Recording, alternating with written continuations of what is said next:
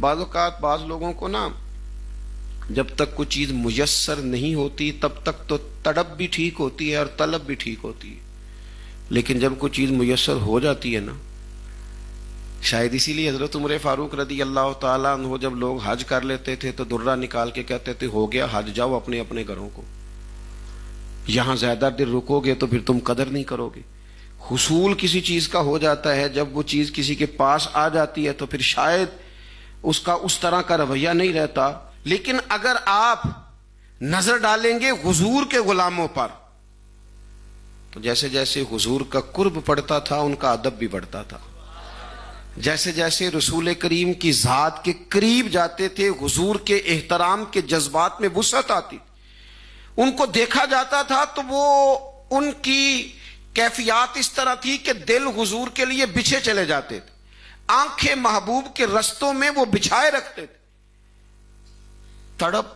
تھی ہر شخص میں کہ جب حضور مدینہ طیبہ آئے ہیں تو محبوب میرے گھر میں آئے، حضور لنگ کئی مہینے تے برس گئے تے تیری دید نو دیدے ترس گئے، ہر ایک کی خواہش تھی، لیکن کریم نے کرم فرمایا تو جناب ابو ایوب انصاری کے گھر میں حضور تشریف فرما ہوئے۔ حضرت ابو ایوب انصاری رضی اللہ تعالیٰ عنہ کے گھر کی نا 2 منزلیں تھیں، 2 پورشن تھے۔ آپ نے محبوب کریم علیہ السلام کی آسانی کے لیے کہ حضور کو مہمان ملنے آئیں گے،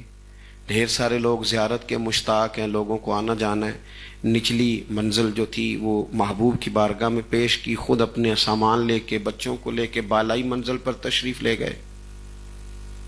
حضور کی آسانی کے لیے نچلا حصہ وقف کیا، لیکن فرماتے ہیں رات کو اچانک میری آنکھ کھلی تو یکدم میرا وجود کانپنے لگا، میں اپنی چھت پہ چل رہا تھا تو خیال آیا ابو ایوب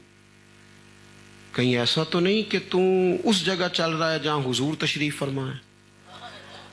محبوب کریم یہاں ہو اور تو اوپر قدموں سے چل رہا ہو، اے پائے نظر ہوش میں آ، ہوش میں آ،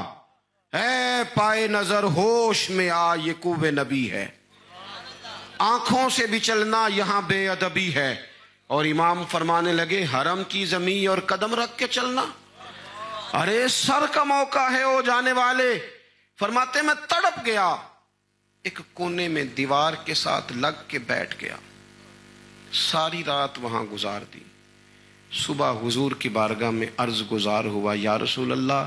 اگر کرم نوازی ہو جائے تو بالائی منزل پہ نہیں تشریف لے آتے؟ تو حضور فرمانے لگے ابو ایوب یہاں آسانی ہے، لوگ آتے جاتے ہیں، تو کہتے ہیں محبوب کے فرمانے پر میری آنکھیں چھلک پڑی، رو کے عرض کی حضور میری طبیعت برداشت نہیں کرتی کہ آپ نیچے ہو اور میں اوپر چل رہا ہوں۔ جب حضور نے غور کیا نہ نظر کرم فرمائی تو فرمایا میں تیری طبیعت کو سمجھ گیا ہوں، تو بچے لے کے نیچے آ جا اور میں بالائی منظر پہ چلا جاتا ہوں۔